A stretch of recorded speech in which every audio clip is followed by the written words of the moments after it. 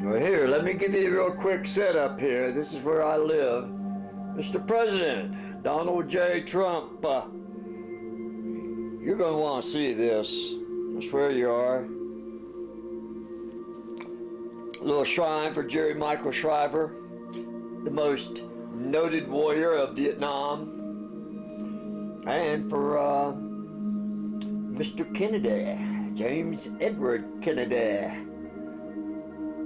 But here, I was wanting to show you kind of, what's going on here. I got a big TV. I play this YouTube stuff. See, I set it up. I'm going to have to turn this off so you guys can hear me and all that and everything. So give me a break. So I have something for you, sir. I got a bunch of somethings, but here. This is a facsimile of the Mary's Praying Hands in Scotland. You're from Scotland, aren't you? There you go. Can you read that?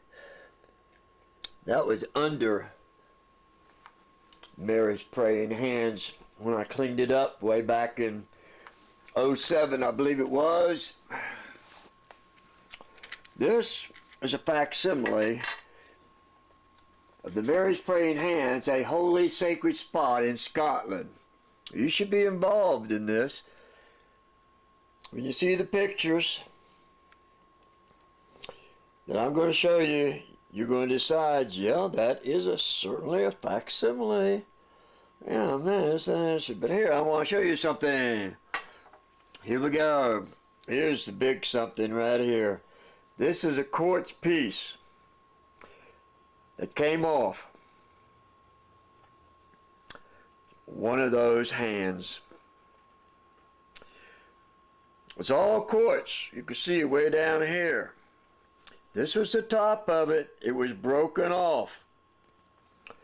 But this, down here, where my finger is, right here, was attached to the stone. See that right there?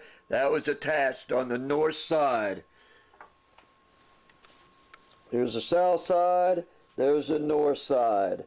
I've got a video of it, but let me show you what's going on. You see how it is sitting? It's set right on the edge right there. On the outside edge, on the north face, this thing was attached there. Now, why this is so important is that when the north wind comes along and starts blowing and everything, and this thing is up all by itself on the north side of the rock, so when the wind comes in, it comes in like this and it goes up. It'll go right over this thing. I bet you if you went to the people who lived near the Praying Hands, they will tell you they have not heard the same velocity of the wind for 10 years, 12 years. Because after this came off, it was all over. This is what made the whistling noises. This is what gave the shrill sound. This is what stimulated the ears of any animal that was nearby. Look at that. That was 333. I couldn't believe that. Here, now I'm going to show you some pics and give you some understanding here, okay? President Trump, you're going to want this item from me because you're going to want to replace it with the best glue that you can find. Yes, you are. It's exactly what you're going to want to do.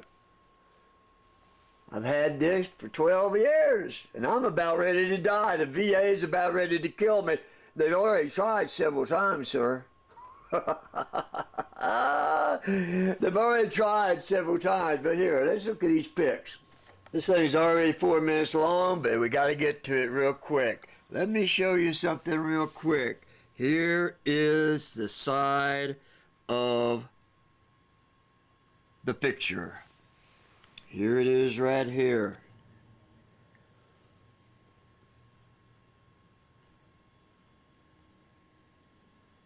You see where we have a vacant spot there?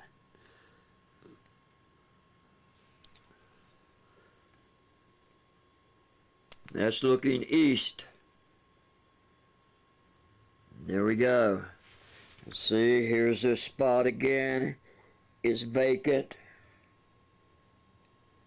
Gee, why can't I find it? And here, one more time. You see all the roots coming down in here and all this? Because of all this grass up here, all this grass and the way it grew and when it got wet and rained and everything, all these roots worked in behind this piece of rock right here. It was pushing it out. So I got it, and I got the best glue that I could, cleaned it up real well, the back side of it. There's the slot right there where it came out of. And I glued it back. And there you go. And there you go. Now don't tell me that I did not salvage a bad situation here. Because that looks terrible compared to right there. See, it looks like a little head.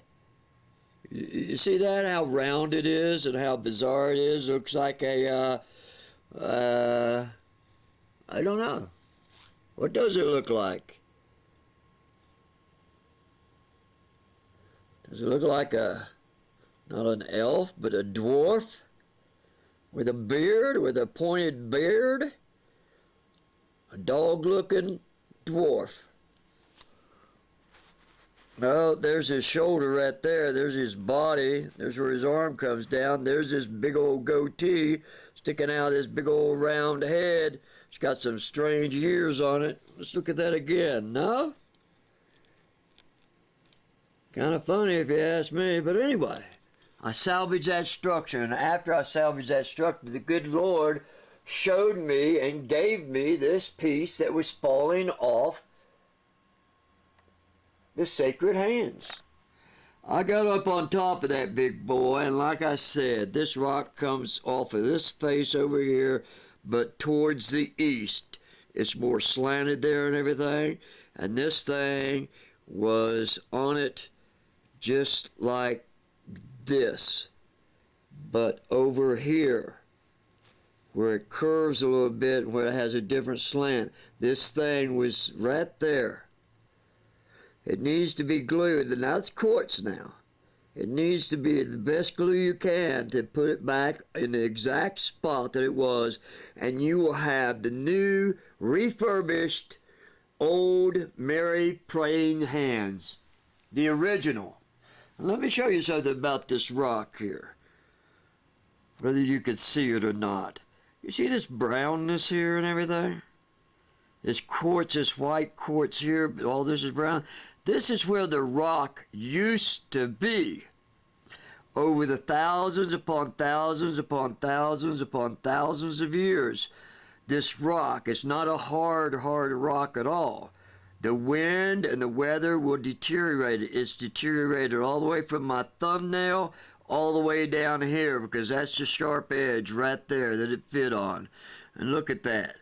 This thing used to be, and how much more of the quartz was sticking out, who knows? But it got blown off. And this thing, I guarantee you the sound changed. The winter sound changed when this quartz piece broke off. And now, since the whole thing came off, the sound changed even again. And the people of Scotland, the house just right down the hill, a couple hundred yards down the hill, will probably tell you, yeah, man, we haven't had any really nice howling winds lately. I can't believe the winds have subsided, but we haven't had a howling wind. And it's all because of this, sir. The north wind hitting that face. This is the north side. The north wind coming here, hitting that face, and just shooting straight up, man. Dispersing this way and that way. Coming in at that angle, coming in at this angle, that angle, that angle. It had to go around this rock. Many different avenues. Many different sounds. And see, this was the side tucked in to the rock, but yet it was still off the rock. It was a piece of quartz that stuck up out of this rock.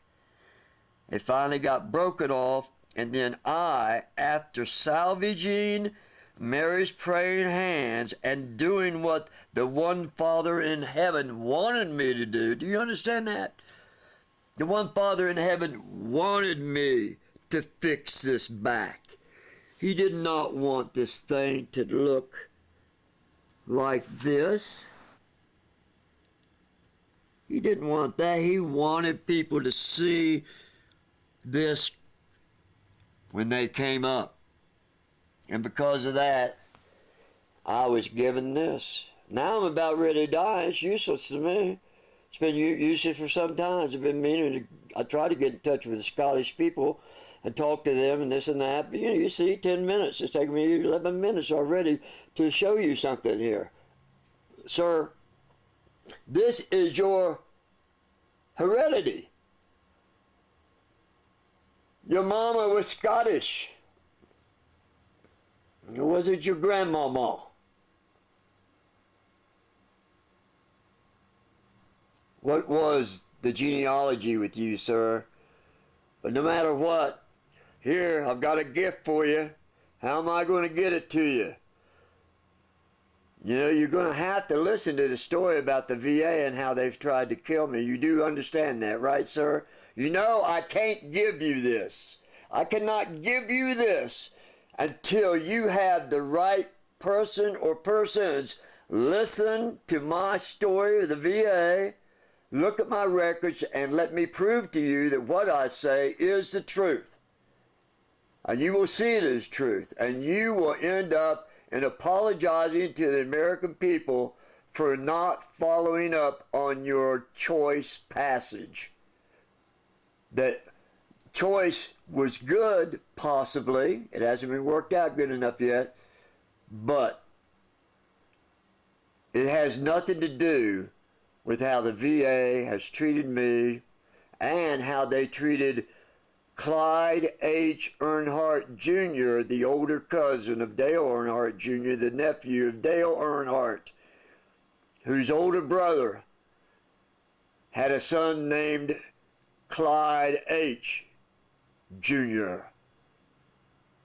I just got some pictures of him. And I could tell you how the VA killed him. And I could tell you how the CIA almost got him killed in Nam. I could tell you a lot of things, sir. You're a busy man. When are you going to find men that want to know the truth and want to capitalize on the truth? When are you going to find me? This little man, which might not be so little after all. You have a good one, sir. I appreciate it. You know, you made me go out and register to vote. Yeah, first time. In my 70s, first time. And then I had to vote for you. And I think I voted for one other person. And I haven't voted since. So you think about it, sir. I have some other artifacts here too. Let's see what they are.